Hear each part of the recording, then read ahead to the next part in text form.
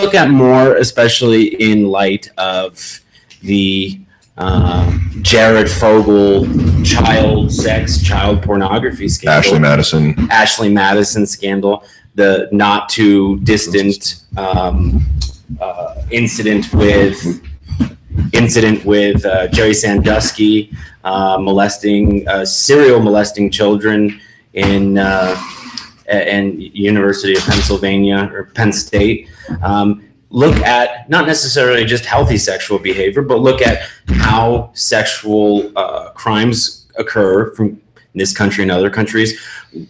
Can we pin down the term sexual deviancy? What makes someone a sexual deviant? What makes someone a sexual criminal, a predator? We're going to look at the circumstances under which several of these sexually aberrant behaviors occur. And, it's a really sensitive topic because so many things we think about sex are culturally constructed, and those things change from country to country. But the bedrock of any sexual behavior that's healthy is consent. And I think that's something that we agree upon. Everything after that is open for interpretation. And then what defines consent? Somebody who is able to consent, somebody who is of age, somebody who is not intoxicated, somebody who is a person. Right. Kind of hard to have. Yeah, can't have consensual sex with animals because they are not able to consent, which is why it's against the law. Right. But yeah, it's, as far as I'm concerned, the bedrock for me is two consenting adults. That's my bedrock. Yeah. Because regardless of the acceleration with which children mature, the maturation process accelerating, and the internet generation being exposed to more information, that is irrelevant because a 12-year-old is not an adult. A 13-year-old is not an adult. 15, 16, not adults. No. I'm not comfortable with the age of consent in my home state of Washington and in this state, Nevada, and good old Predator Jared's home state of Indiana, the age of consent is 16. And I have to look it up, but I believe there is a limit on that. Like a 16-year-old can be with up like a 19-year-old before you trigger something. And that to me is fine. Like if teenagers are dating each other, okay. But if you're above that, if you're not a teenager, stay the fuck away from them. Where do you think that comes from? Do you think that comes from those states all sharing, at least in recent history, a larger agriculture or rural foundation to where you've got children who maybe don't have that same adolescent period like they would in a city? They get right to it. They get right to the farm, right to living their life. Do you think that's where it comes from? I have no idea. I'm not nearly qualified or educated enough on how those things are constructed. There's this meme you can find on the internet called keep your dick safe or something. And it's got a map of the age of consent in all 50 states. And the variance is scary. I don't believe anybody's lower than 16 anymore. I think it's 16 to 18 pretty much everywhere. And no matter what, I think the relationship boundaries, if they're 18 and you're not their teacher, well, actually, if they're 18 and you're their teacher, you'll lose your job, but you're not going to jail because there's no crime that's being occurred. You're not with a child. But other than that, it's got to be 18 or up pretty much everywhere, which is how it should be, as far as I'm concerned. Everybody has seen exceptions. Kids can mature faster in certain areas and certain, cultural groups, whether they, sprout boobs in the farm at 12 or 20. And I don't care. If you're the adult in the situation, it's on you to make that call. There's this Molly Shattuck, I think her name is, this former Baltimore Ravens cheerleader. She's 48, and last year she blew a 15-year-old. And they tracked down all these text messages between the two of them, and they were flirting, and they were obviously both into each other. Too bad. The 15-year-old is defined by the law to not be able to give consent. Right. It doesn't matter how into you they are. It doesn't matter if they initiated it, whatever. You're the fucking adult, so no fucking for you. Right. And that's how it should be. This isn't ancient Rome. This isn't 300 years ago. My favorite excuse ever is when, those people who like Chinatown defend Roman fucking Polanski, who drugged and anally raped a 13-year-old in the 70s. And they're like, oh, well, it was the 70s. And I'm like, everybody who says that, I should be allowed to kick them in the fucking dick with a steel-toed boot. Or the ovaries, because I've heard some women say it too. And that is fucking disgusting. Like, okay, so because it was 30 some years ago, it's okay to drug and sodomize a 13-year-old? Fuck you. And I think you hit the point right on the head in that people are conflating their love for Roman Polanski, Chinatown. No, nobody gives a shit about Roman Polanski. They like his art. His art, right. Yeah. Well, that's exactly the point. I'm sure a few of them actually like Roman as a person, and I don't give a shit. They should be chemically castrated and thrown off a fucking cliff. Right. So, but that's exactly the point. Is they're mixing their love for his art and the movies he's produced with the person himself, and being tolerant, because we don't want to convict our heroes. Is what it comes down to. Is people need to sack up then, because that's pathetic. I mean, if regardless of how it occurs, or obviously I get you're passionate about it and I agree with you, but it still exists that people feel that way. Oh, and I get they feel that way. I just don't give a shit. Right. They need to get the fuck over themselves. Like, I watched Chinatown. I think the only one of Polanski's movies I've seen is Chinatown, arguably the most famous one. And that was before I knew what he had done. As soon as I found out about it, I'm like, oh, I'm not going to watch that anymore. I'm not going to watch any of his shit ever, because I don't need that shit in my life. I haven't watched the Woody Allen thing since it came out that he may or may not have molested his adopted daughter Dylan when she was a kid. Not proven. And people's attitude about it just sickens me. Like, oh, well, it was a long time ago. Polanski, oh, well, he hasn't been able to return to America, so he would have been out of jail by now. I'm like, he never spent a fucking day in jail. He fled the country to escape prosecution. Oh, well, there was a deal put together that the judge went back on. I don't give a fuck. He's a sex predator who never spent a day in jail to be punished for his crime. So I agree. I castrate him and throw him off a cliff. I agree with you that there should, there are people who are apologists for his behavior, but there are two separate things, and it's something that I've seen information on and read about. He did spend some time in Chico State. He did do that. Right, while he was awaiting trial. Right. But he didn't stick around for his fucking trial. Right. There's two separate issues. One, California, because of political pressure to convict him and do something about it, the judge did really fuck that case up. That has nothing to do with the fact. No, they retracted a plea deal. He didn't fuck anything up. He was like, they came to a plea deal that the judge then retracted. Within his rights to do. Oh, it wasn't fair. Too bad. You drugged and raped a 13-year-old. Right. The case was not handled well. It should have been handled either very harshly from the beginning, and it did kind of plea deal fall apart. But those are two separate things. I totally agree with you. I mean, there's no excuse for his behavior, and the fact that in California, the behavior of the court, the behavior of the judge, shouldn't really have anything to do with how people feel about him. But those are really two separate things. Not really. I mean, I can recognize that maybe they had a deal and it fell apart and blah, blah, blah, and I don't give a shit. Right. I recognize that happened. Too bad. He didn't deserve leniency in the first place. So the judge pulling the leniency as a result of political pressure, as a result of having extremely bad gas that day, I don't give a shit why he did it. There shouldn't have been that deal there in the first place. Just like how on the other side of the political spectrum, Ted Kennedy, thought he was a sack of shit. After Chappaquiddick, he drove drunk. The woman died. He ran away and covered it up. Oh, he did a lot of good stuff out of that. I don't give a shit. He was never punished for what he did, and that is what matters to me. So let's bring it to the current events then. So Jared Fogle, who is, I think everyone would be comfortable in calling him a serial offender, because this is something he's done over a period of time, conspicuously planned it out, talked about it, discussed it over a period of years. What we're talking about here is he paid for sex with minors. He had sex with underage members of the public, had child pornography.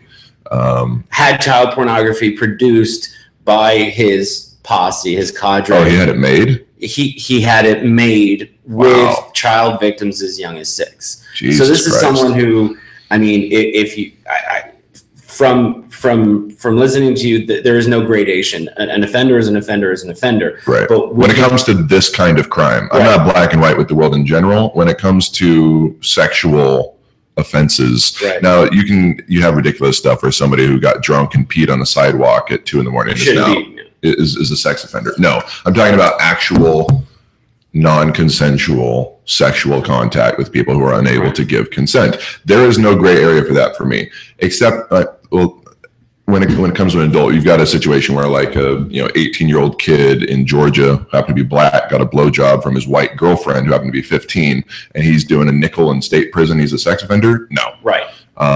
That's not the kind of shit I'm talking about. Like a full-fledged adult fucking with a kid should be burned alive. Right. So the only variance or the only gradation that I think is justified is looking at the punishment. Right. Because if someone did something once, it's still repugnant. There's no denying that person should be convicted and have the book thrown at them. Yet, because of the way the criminal justice system wants, a first-time offender generally has some leniency with the government.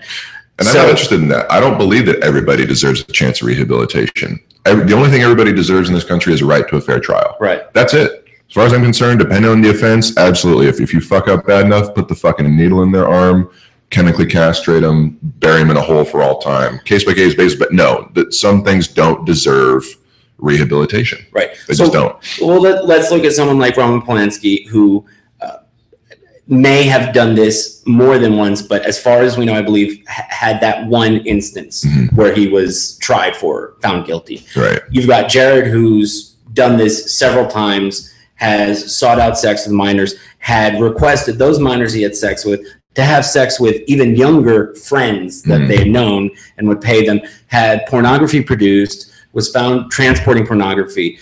My question is, do you think he should be let off with just 5 to 15 years in prison? Obviously, I know your answer, but that's the case. So he should be killed. Right. He should be killed very, very slowly over a very long period of time. Or torture him within an inch of his life and then throw him in the general prison population where he'd last an average of, 6 months that child offenders last, because even your hardcore robbers and murderers and, child have kids. Right. Or there's just no tolerance for it, nor should there be. And the whole thing with the prison system, half of it is because everyone wants to feel better about the crime that they've committed. And it's easy to...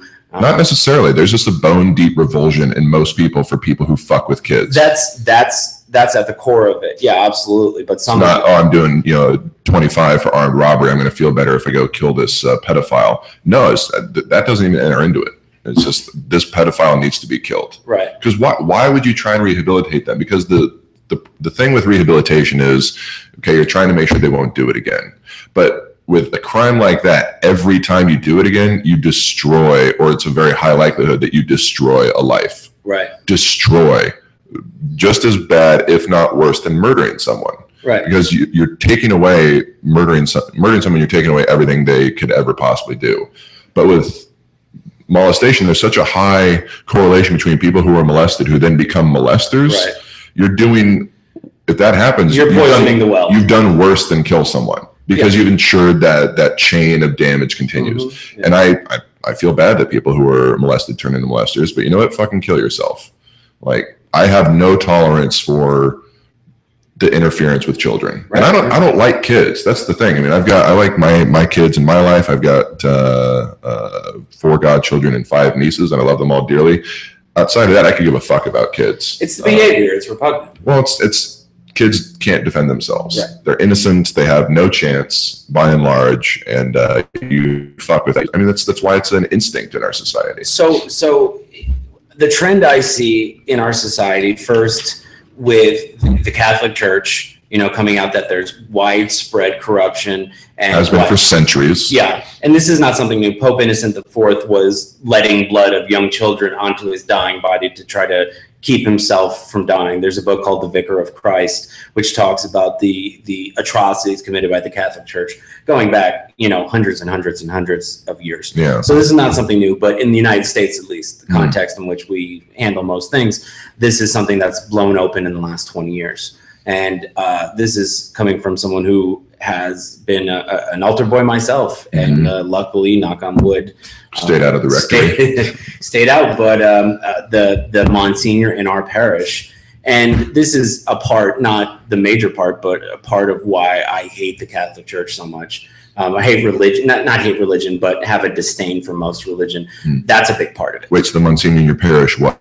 The Monsignor in my parish was brought up on suspicion of molesting girls, not boys. I don't see any difference. Both are fucking unacceptable. Yeah. But yeah, so evidently that was, I don't want to say I got lucky, but situation could have been different. He could have been a pederast, and he could have, done something to me. So I'm very sensitive to that position of power and using that power to corrupt, especially children. Yeah. I mean, anytime you're in a position of power and you are using it for your own personal benefit at the detriment of the people you're supposed to fucking be serving, that's atrocious. I'd rather a sinecure, a do-nothing politician who just collects a paycheck. That's infinitely better than someone who uses their position to take from those people they're supposed to be giving to. Yeah. And so from that, then you go to something like Jerry Sandusky. He was in a position of power. He was wealthy. He was respected in the community.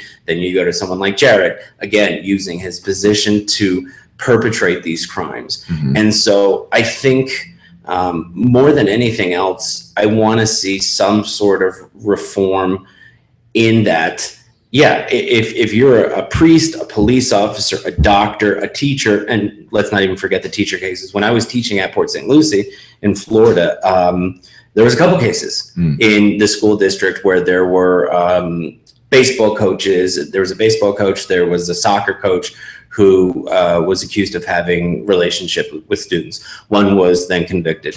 There was a woman female teacher who slept with a senior. Again, that was a little bit more of a gray area. She was 23. She was a young teacher, and he was 17 or 18, but still, it's that position of power. Yeah. It's you're the adult, and not only are you the adult, but you're a person who's given responsibility, and you're giving the stewardship of other people. You're supposed to fucking be protecting other people. So more than anything else, what I'd like to see is reform that fucking throw the book at molesters and people who commit these crimes. But there needs to be some systematic checks and balances and controls over people in power who are supposed to protect, in most cases, children and use their position for personal sexual gain. That is the fucking worst thing.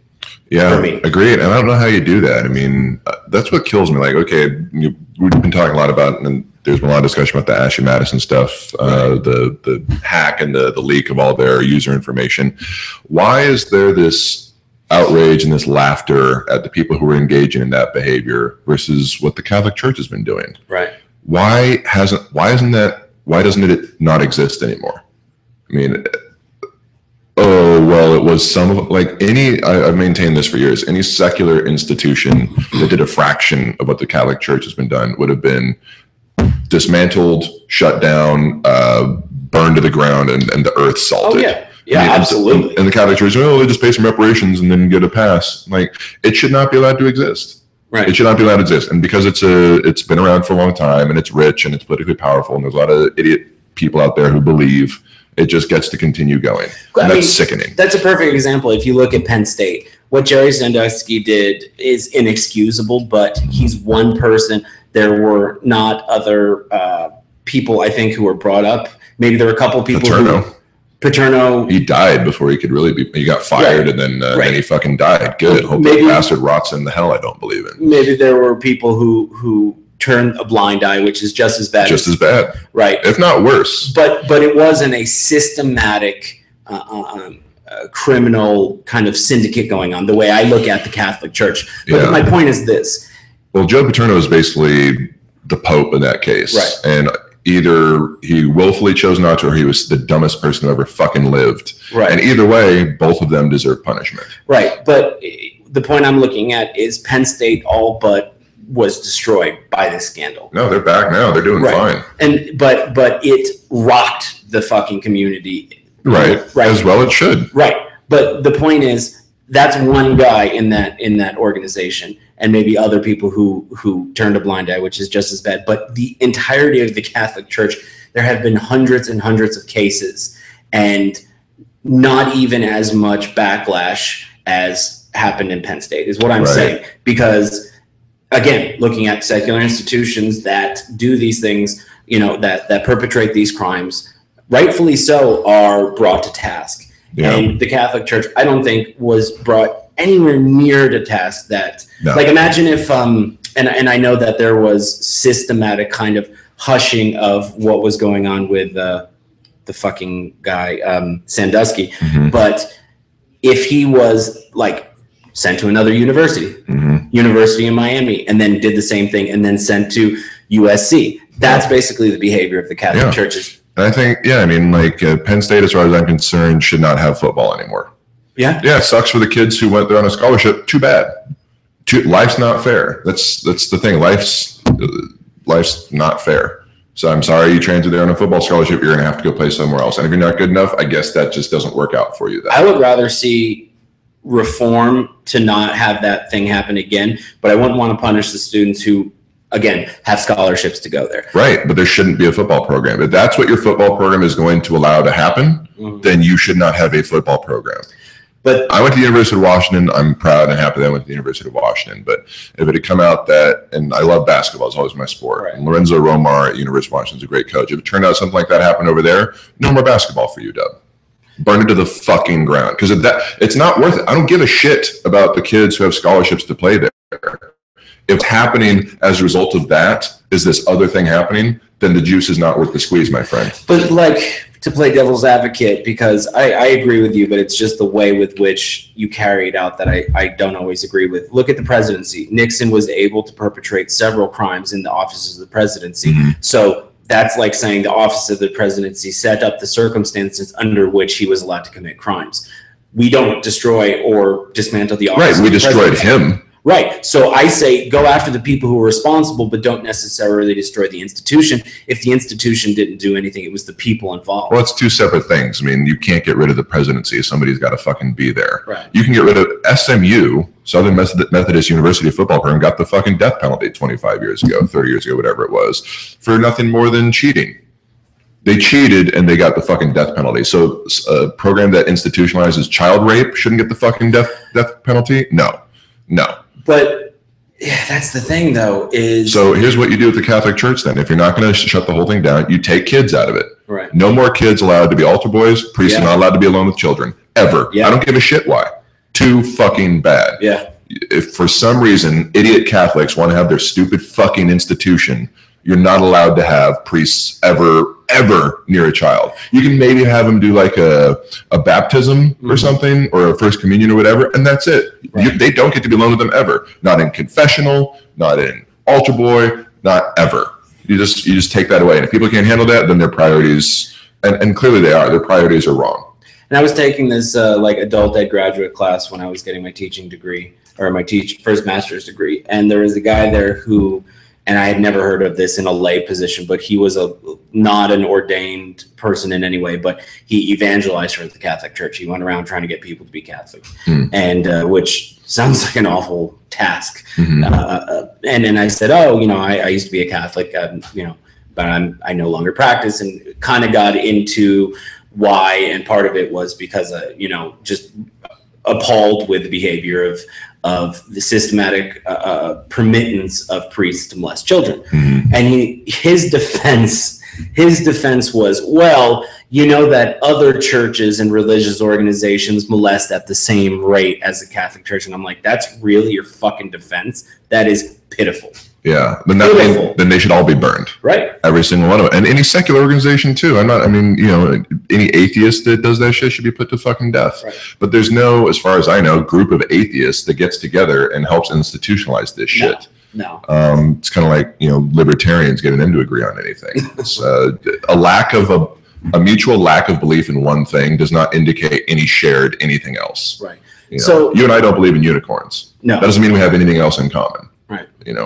So a big thing that I'm curious about, and I think I know the answer, but it's worth discussing anyway, is given the advent of the internet, which more than anything else allowed people to do things anonymously. It allowed them to transfer data anonymously, which is the biggest part of the internet. Transfer of information, transmittance of information, most of it good, a lot of it bad. Yeah. And so along with the internet growth came a lot of child pornography being traded back and forth. And if you watch things like 8mm and you read newspaper articles from the 60s, 70s, 80s. These are things that went on.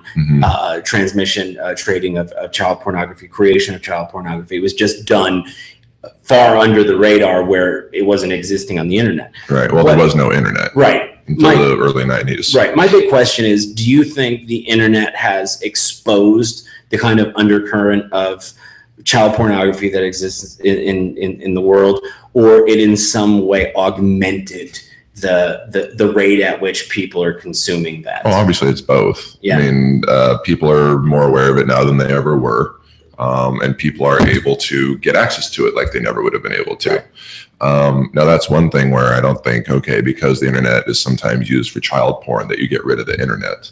But it's important to, I don't know. I mean, we were talking about the privacy issues with like Ashley Madison. Okay, so it's a website for people to sign up to have affairs. Right. Kind of sleazy. I don't give a shit. Most people, if they're two consenting adults, yeah, it's not a crime. Yeah. It's unethical. It's immoral. I wouldn't be pumped about it if that wasn't my type of relationship with my spouse. But that doesn't mean those people deserve punishment.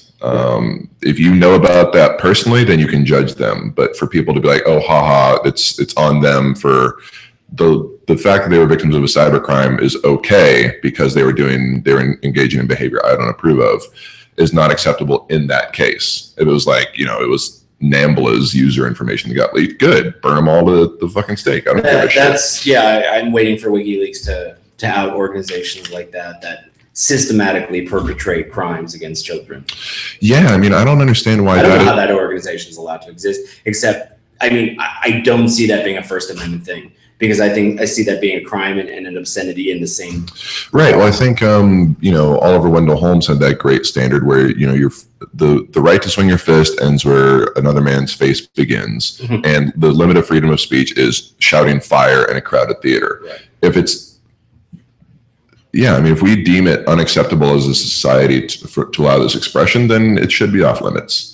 So, yeah, I mean, I don't know. It's tricky though, man. I mean, how do you defend, okay, we got Ashley Madison people have a right to privacy, but these other people don't. Right.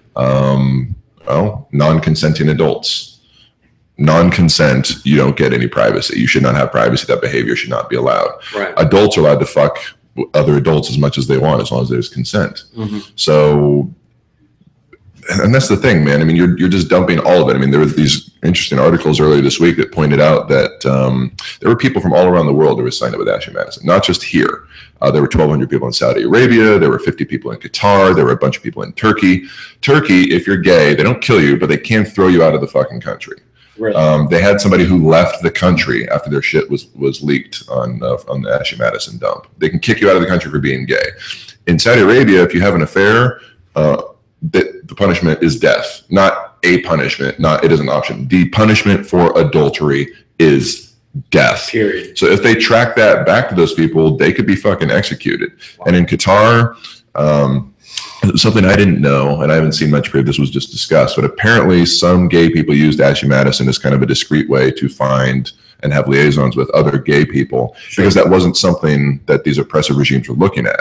Like, okay, Ashley Madison just assumed to be straight people have an affair, man and a woman, okay, whatever. So they were using it kind of as a surreptitious, oppressive regime version of Grindr. Right. And so because these high horse hackers think it's totes approach to just dump all the data online, these people could be fucking killed. Wow. That's not good.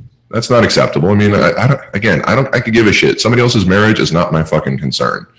Literally, I don't. It's not my business. The rate of people who cheat in any relationship is real fucking high. Yeah. The rate of marriages that fail is real fucking high. And those things are obviously related. People sign on the line forever, and after a while, shockingly, satisfaction levels drop. Yeah, and it just happens. I think that marriage is the only contract people get into that is a lifetime binding agreement. What other contracts that you know about exist where it's just in perpetuity? Negative amortizing mortgages. And that's the thing is, and this is something we've talked about. You're single. I'm in a relationship that we were together for several years before we got married, and we got married only after we felt like it's something we wanted to do for the rest of our lives. Right. But that's something that realistically the institution of marriage is almost as antiquated as other blue laws that exist in our society.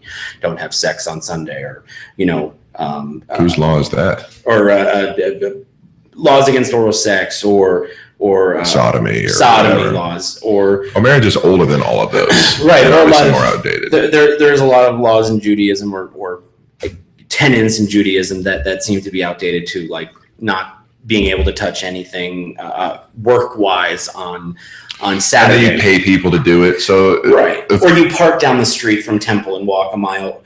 And when everybody's fucking hypocrites about stuff. Right. Everyone. And when those laws were put into place, there was, or the tenets in Judaism, they didn't want people to work. They wanted people to rest. And inadvertently, because it's an electronic device and because it's a tool, Jewish people who are Orthodox and devout can't watch TV on Saturday. So there are a lot of things that slip into that. Well, we really shouldn't need this anymore. It doesn't apply. And I think marriage is part of that. Marriage was brought into being to consummate a relationship between two people who were representatives of two families. Exactly. And it was to cement alliances. Right. It was to cement alliances. The property would be passed down to an appropriate receiver. Right. And most people in that period of time who were married weren't married out of love. Yeah. The idea of being with someone else out of love is out of sync with the idea of marriage. It was more of a kind of alliance building thing. And so I totally think that if we don't, and this would be difficult because it's one of those things that are so fucking cemented in our society, but if we can change it to where people can just get almost the same civil union benefits that are afforded to gay couples in some states that aren't necessarily marriage. There needs to be reform of marriage because it's out of sync with the 21st century. I used to have one of my my stand-up bits was that marriage should be like a series of sports contracts. Yeah. Because saying that you're going to like something the rest of your life is ludicrous. Right. Whether it's a person, whether it's a religion, whether it's a sports team, there's no such thing as unconditional love. None. It's like Jim Jeffries, the great Australian comedian, had this bit about, he's like, I can prove to you that love's not unconditional. He's like, my mom loves me, but is she going to love me if I start cutting off her breast with a hacksaw? He's like, probably not. He's like, no, I'm not willing to put that particular theory to the test, right. But that's a condition. And of course it's, well, yeah, why would you want to take a hacksaw to your mom? Well, the point is that you're saying no matter what, I love you. No matter what's a real broad fucking statement. A perfect example of that, and it's a bit ludicrous, but it's a point in case that, I don't think you would love your spouse if they murdered you. And that's a condition. Or your kids. I'll love you no matter what, ... unless you murder me. Right. So this other great comedian, Emily Heller, has this bit about she likes to fuck with her married friends and say, oh, no, I know I don't want to get married. And they're like, oh, well, no, you don't. You just haven't met the right person, blah, blah. She's like, oh, no, I know that I don't want to get married. She's like, now I'll grant you this. The only thing dumber than saying I know I'm going to want something for the rest of my life is saying that in my early to late 20s. Yeah. Which is what marriage is. You're saying, oh, let's toast do this forever.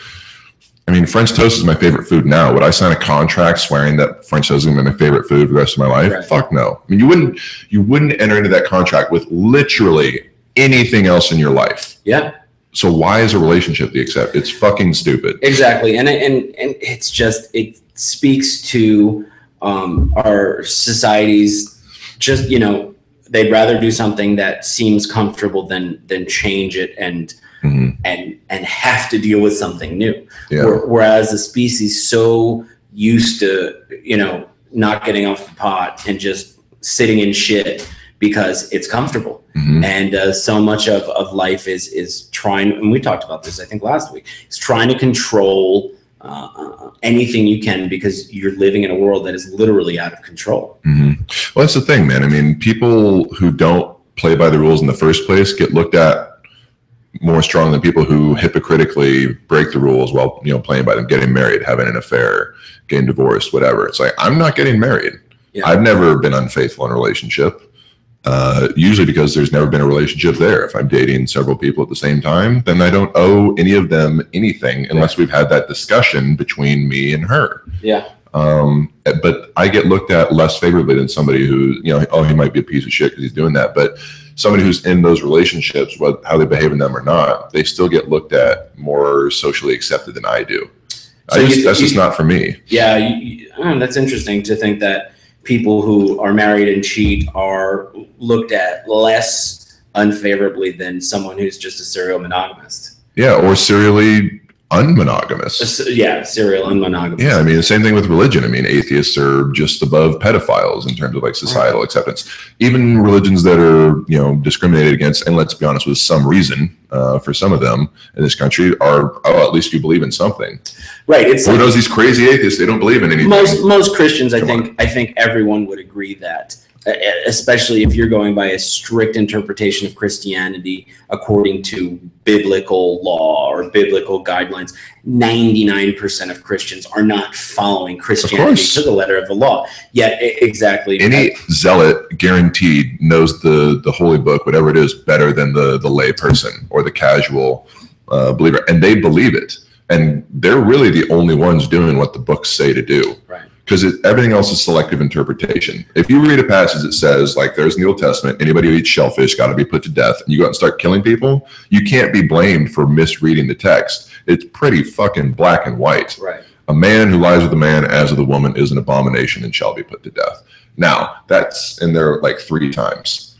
Killing people who eat shellfish in there 8 times. But people have learned like taste of lobster and shrimp. Right. So it's pure self-interest. Yeah. It's something that you don't share, then it's totally fine to discriminate against. But if it's something that you like, well, I guess that's got to be a metaphor and it doesn't really apply anymore because Jesus. I mean, it's pathetic. The only thing you need in any holy text, the only thing, period, ever, is the golden rule. Yeah. And there's a reason that shit shows up in basically every holy text on planet Earth. And that's the basic tenet of if you want to call it a dogma, which I don't even think, secular humanism. Is at least it's a fucking ethos, right? Bro. It's say what you will about National Socialism, right? Secular humanism, this is fucking ethos. So if I had to call myself anything other than an agnostic, and I call myself an agnostic because I don't fucking know what the hell's out there. I have no ironclad information, right? And none of us do, right? And a basic, simple discussion for the non-existence of God is, well, why does God allow bad stuff to happen? Is it like Stephen Fry said, my one question if I get to heaven and there's a God is bone cancer in children? Right. Like, I love what he said, where he's like, no, there's no such thing. If there's a God who claims to be loving and omniscient, then he's a monster. Yeah. Or she or it.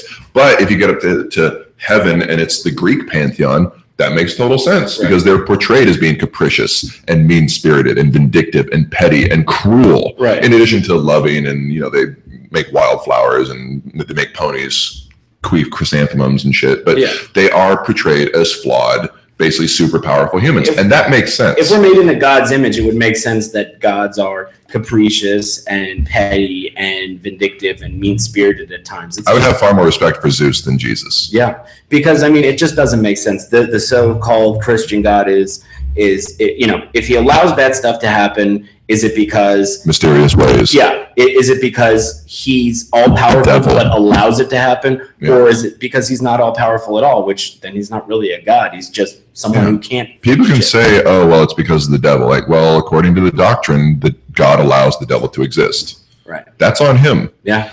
Plus the whole, I mean, I don't know why people aren't just on team devil for life. I mean, like the idea that you would be punished for doing shit to get into hell is insane.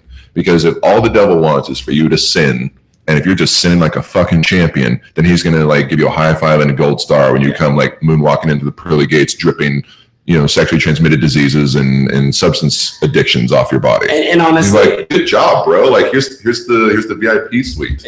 Arguing the nuances of religion is like arguing the nuances of Candyland. It's just at a point you have to go, this is fucking I like the candy cane forest better than Bubblegum Land because X, Y, and Z. Yeah, it's all fictional, so that's worth the time. And so anyway, to get back to my point, it's just no one is living as a perfect Christian. So I'd much rather be someone who follows secular humanism. Follows secular humanism. That's basically just, hey, treat other people with a mutual respect, and goes back to the golden rule. Yeah. And I love this about I love this about me. I love this about people who are non-deists.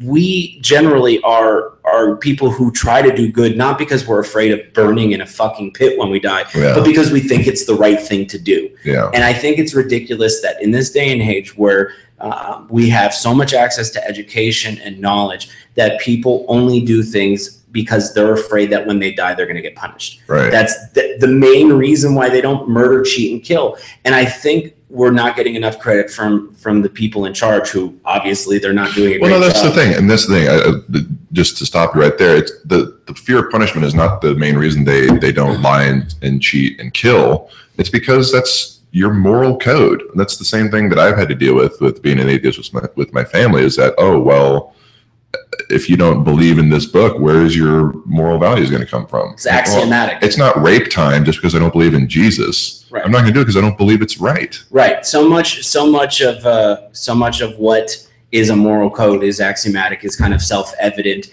because of how we've built ourselves in our society. And that's an argument I get into with people is, well, I'm not really religious, but I'm glad I had religion because, it gave me a moral compass. That moral compass is going to come somewhere, and it doesn't have to come from a church, which attaches so many ridiculous rules and laws and dogmas that don't make any sense and are outdated. It's not like everybody in China and Russia are just out there just raping constantly because they don't believe in God. Now, at the same time, though, people love to say, and it's, there's plenty of assholes who are atheists, there's plenty of assholes who are religious, there's plenty of great people who are religious, there's plenty of great people who are not. Right. It comes down to the individual. I mean, if you're a good person, you're probably not going to be a shitty person because of the book. But again, if it's something that you don't share, if you're straight and a generally good person, but your religion dictates that you discriminate against such and such, the odds are more likely than not that you will. Joseph Stalin was a monster by any definition, and he was an atheist. But again, a lack of belief in one certain thing does not give common anything with somebody else based on the rest of your beliefs. I mean, I don't believe in Zeus. You don't believe in Zeus. I don't believe in Zeus, and Chairman Mao didn't believe in Zeus. That's all we have in common. Right. It's not okay because his ideology was this and my ideology shared this one point. It's not the same. Right. Yeah. But because there's no book to refer to, that's what gives religions commonality. It's like whether you're a Shiite or a Sunni Muslim, it's the same fucking book. Whether you're a Catholic or a Protestant, it's the same book. There is no book for non-belief. Right. It's just the lack of belief. Again, the unicorns is the best example. I don't believe in unicorns.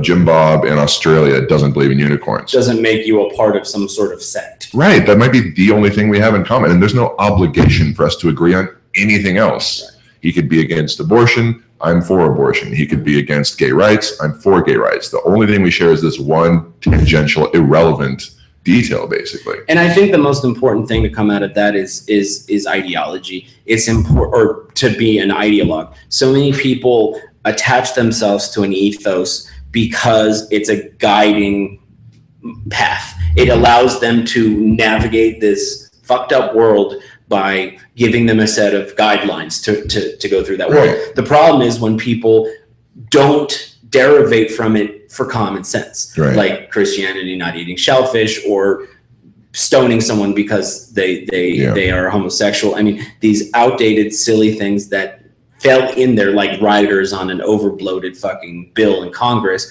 Yeah. That's the problem. Is so many people are stuck in that ideology and they feel hamstrung by it because they can't. If you don't believe in the whole thing, then you're fucked. You have to believe in every single little thing, the ideologue. Well, and people don't, though. That's the thing, and that's the clearest. But they feel compelled to. Well, that's the clearest proof that you don't need the book to be a good person, because you're ignoring all the horrible shit in there by and large. Right. Most Muslims aren't flying planes into buildings. Most Christians aren't blowing up abortion clinics. Right. The problem comes when there's tacit approval. And there's a lot of tacit approval. Mm-hmm. Like, well, okay, they did that, but they shouldn't have fucking drawn Muhammad. Fuck you. Deal with it. I don't care if it says that people who do that should be killed in your religion. You don't get to fucking do that in the 21st century. And if you do that, bomb your shit country flat. If you're going to be a threat to the people because they drew a cartoon, then you shouldn't be allowed to be there. Yeah. Because there's more people who don't believe that than do. And the good of the many outweighs the good of the few. tough shit. That's how it goes. If it's 51-49, tough shit 49. Keep your shit to yourself. Same thing with any ideology. If Mormons don't believe that you should have caffeine, but they're not out there arguing against there being caffeine. They just don't have it in their towns. Exactly. It's just like Judaism. Like there's things that Jews believe that other people don't believe, but they're not out there fucking proselytizing. In fact, you are not allowed to join. Yeah, I think that's the biggest problem I have with religion is when other religions want me to change the way I live my life when I have no interest in following their way of life. That they want to create a nation state built under a theocracy. That I think is the most dangerous thing is not when someone holds a belief, but when they want to actively change your beliefs or they're threatened by your beliefs because they're different from their beliefs. And I think that's a big thing with sexuality in terms of getting back to where it all comes from. Yeah, is so many of our rules of sexuality have come out of religion or government. And I think most of it comes down to fear. People are afraid of what's different. People are afraid of doing the wrong thing. I think a lot of people felt like, hey, I have deeply confused sexual feelings. We acknowledge in a post-Keynesian world that there's a spectrum. No one's 100% straight. No one's 100% gay. It's fluid for a lot of people. It's fluid. Most people fall within, a 1 or a 6 are mostly gay or mostly straight. But bisexual people. Right. Yeah. It's a spectrum and people fall into this if you subscribe to that idea. And I think that's a good baseline for looking at the fluidity of sexuality is that a lot of people who were involved in writing these laws or these rules or these religions maybe were a little bit fluid in their sexuality. It's easier to just say, you know what, I'm afraid of being different, of being aberrant. So let's just say that this is what we're going to do. And I'm going to at least subscribe to it on the surface, regardless of what I do. Well, I think a lot of it, if you look at it cynically, it comes down to we need more consumers. So sex generally, heterosexual sex, the general byproduct of that is birth. If you have a particular religion, what's the best way to propagate that religion? Have more people born into that religion. Right. If you live in a consumer-based society, what's the best way to keep that society going? More consumers. Yeah. Gay sex does not produce believers. Yeah. Liberal contraceptive sex does not produce believers or consumers. So it's easier to stigmatize that and elevate behavior that does result in those things because then it's things you can control. Sex is power, sex is control. Yeah. You look at the Catholic Church, 1,000 years ago, there was no revelation from on high that priests couldn't get married or have kids. In fact, priests could get married and have kids, and it was the obligation of the church to support that family. Right. So with a grant of land and a little farm so they could live, which, hey, that's great. If somebody's going to devote their life to you, then they should be taken care of in return. It's the same reason we pay people for their fucking work. Yeah. Because otherwise it won't get done. So, but once some person who was able to calculate net present value and future obligations in the church X amount of years ago looked and said, holy shit, if we keep signing up X amount of priests, we're not going to have any land left. Right. I mean, you're talking about an organization that helped the Nazis escape from Germany and just captured billions of dollars worth of stolen Jewish art and treasure and cultural artifacts. Slave trade. Oh yeah, well, they helped Nazis get from Germany to Argentina. Yeah, and they helped, and to Brazil. They helped them fucking escape, and they helped. There's still shit sitting in the fucking Vatican that was stolen from dead Jews. Yeah. That happened with the tacit consent of the Catholic Church. That happened in some cases with the active participation of the Catholic Church. And religion has produced a lot of good, where people feel moved to be Christ-like or Buddha-like or Muhammad-like or whatever. Helping the poor. Yeah, but that comes from a human impulse. Right. Regardless what the book is, there's good Mormons, there's good Catholics, there's good Christians, there's good They were going to be good regardless of the religion, probably. Exactly. I mean, there's good and bad people of every possible ideological permutation and combination. So it comes down to there's some good apples and there's some bad apples. Right. And the bad ones, you just got to prune them. You got to fucking get rid of them. And the more society advances, because you look at it like the only thing that classifies sex as deviant is what other people say. Outside of the baseline reality ground, which is consenting adults. And I say consenting adults because you can, argue, well, 30 years ago, consent was lower, whatever. No, consenting adults as we define it. Right. Everything else, I mean, people like to put penises in anuses because it feels good. And the anus is a muscle and a receptor, just like the vagina is. I mean, there's the only thing that makes it dirty is somebody pointing at it and saying that's dirty. Your mouth is a sphincter. Your lips are a sphincter. Exactly. I mean, any muscles that have that retraction ability are a sphincter. Yeah. You have 52 sphincters in your body. Yeah, exactly. So the only thing that makes it different is somebody pointing at it and saying, ew, that's gross. Right. You know, kids have a natural sexual curiosity. That's why kids like to play doctor and shit. Freud, you know, clearly acknowledged that there are oral phases, anal phases, and those exist. And in those phases, children have the propensity to test the pleasure response involved in those things, which a lot of things come back to is we do what's pleasing. Yeah, I mean, it's wired to feel good, so we'll do it. Right. It's not wired to feel good because monkeys were like, yay, this should feel good. It's like, well, how do we get people to fuck? Make it feel good. The most common sexual interaction between two bonobo chimps is female genital rubbing. And so that is probably because smart male bonobos there. They figured out that it feels really good to rub their vajays together. But again, I like that idea that it does not produce offspring. So then it does not gel with a power structure. You know, you basically bring no currency to the table. Blowhole sex is a common thing amongst dolphins. They do it because it's fun. And dolphins are a pretty fucked up species too. Let's be honest. They rape. Yeah. They kill for no reason sometimes. Like just because they're always smiling. Like they get a free pass on a lot of weird shit. But if you look at bonobo chimps and you look at dolphins, it doesn't mean that those species are at risk of not existing anymore just because they have some baby producing sex. And so in nature, those things exist. Why would we thus not do them as humans? I forget what the total count is. 457 species, I think, practice homosexual sex acts. If the species dies off, who gives a shit? First of all, it tends to be, in all cases, smaller than procreation. Yeah. Or, you know. Less common. Yeah, it's less common than sex that leads to offspring.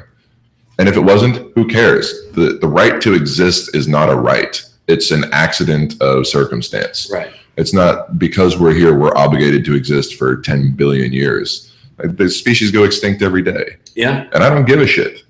There's no more tigers. Well, that sucks, but there's no more tigers. Yeah. Like, I'm not moved to do much to save a particular species. I just don't care. Like, there's no right for anything to exist.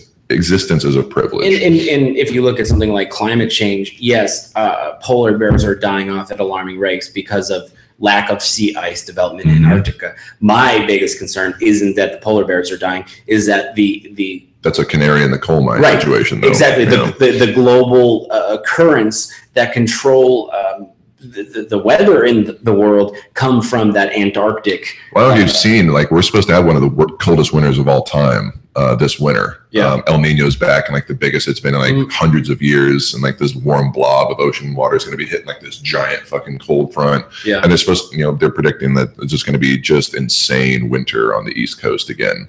Yeah. And it's kind of funny, like, the more extreme the weather is, the more predictable it is, where like, 30% chance of rain, and you don't know if it's accurate or not. It's only when like the climate's going well. But you can generally say when things are going bad, like it's going to snow 25 inches a day from October to March. Yeah. And it's like, well, I mean, I can't do anything about that. And people don't seem to give a shit. So if the vast majority of people aren't going to change their behavior, me driving a Prius isn't going to do shit. And I think issues of sexuality, especially using the anti-gay sentiment that Republicans do, things like that, and general issues that really don't affect us are really red herrings, because there are such larger, more detrimental issues that are facing us as a species. Race, class, and income inequality. Right. The thing that cracked me up, Ted Cruz got confronted by the actress Ellen Page at like a barbecue in Texas, and she was like, "How can you be discriminating against gay people in the workplace?" And he's like, "Well, I don't want to get into a discussion right now because I'm a pussy, but let's talk about it. Let's flip it around. What if a gay florist has like an Episcopalian couple coming in wanting to get married, and they say, well, I don't want to sell flowers because I don't believe in that." I was like, wow. What if fatuous straw man argument. Yeah. Because I'm not saying it couldn't happen. I'm not saying it can't or won't or hasn't happened. And I'm going to say it's just as wrong as the other way around. It's fallacious in many ways. Yeah, but it's 1,000 to 1 the other way. Right. So, yeah, a gay florist should not be allowed to not sell flowers to an Episcopalian couple. But that doesn't answer the question, Ted, you fucking cowardly cunt. Yeah. Like, God, I cannot stand politics, man, on either side. I mean, Hillary Clinton has taken more Wall Street money than I think all the other candidates combined. Like, that's just going to propagate and continue the cycle of entrenched financial interests being elevated at the expense of everybody else in the fucking country. Yeah. I don't care about any of them. You know, I don't care because things change for the better quickly in this country. I forget who it was the other day. Like, nobody over the age of 65 should be allowed to hold public office because it's not their future. That's a good point. I'm like, that's a very good point.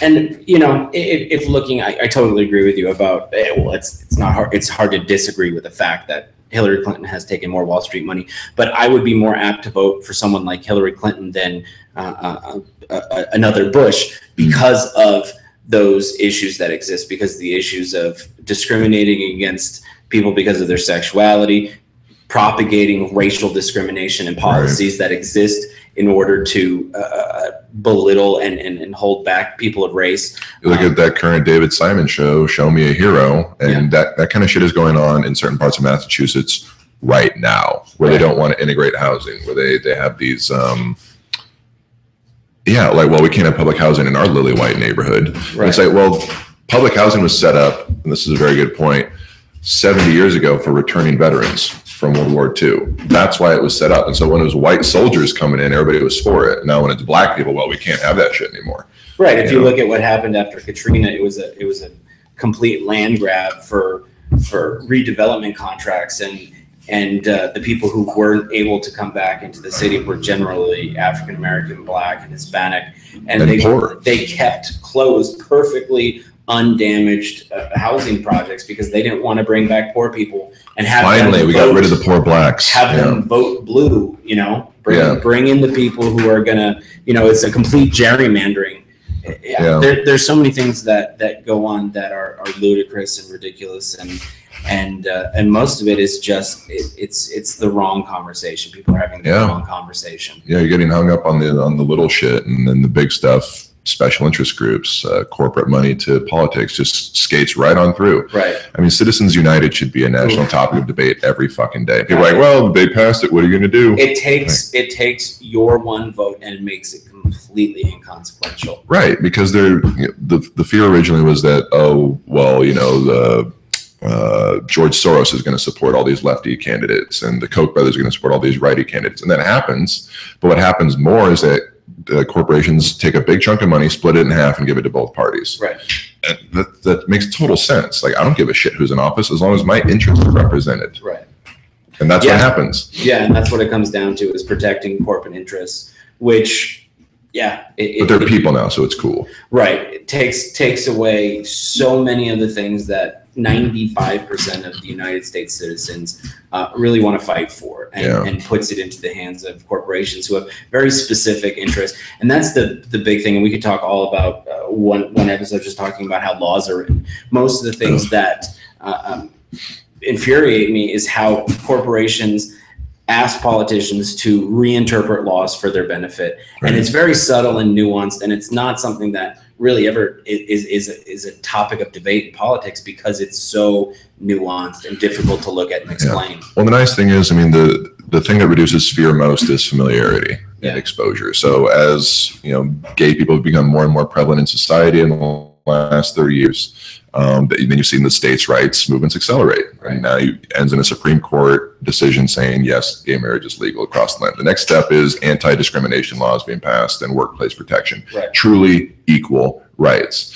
Now you supposedly, like, people have that protection based on ethnic differences, and obviously the execution of that falls short. Sure. But you got to get the laws first, and the execution's got to catch up. So I think as our society gets younger and browner, and just shitty old white people keep dying off, I mean, you're going to see all these things improve.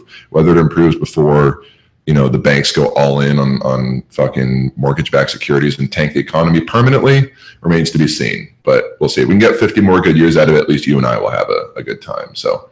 And that's all that matters. That's all that matters. As long as my interests as a middle-class heterosexual white man in America are protected, the rest of y'all can sit on that and twist. So good luck, everybody. Good luck, next generation. Good luck, countries that aren't America. We're going to enjoy riding out the last wave of empire over here. So until next time, life will continue being sweet for me and John. That's all we got for this week of Black Nut Radio. We'll see you next week when we will still be benefiting from white privilege. Over and out.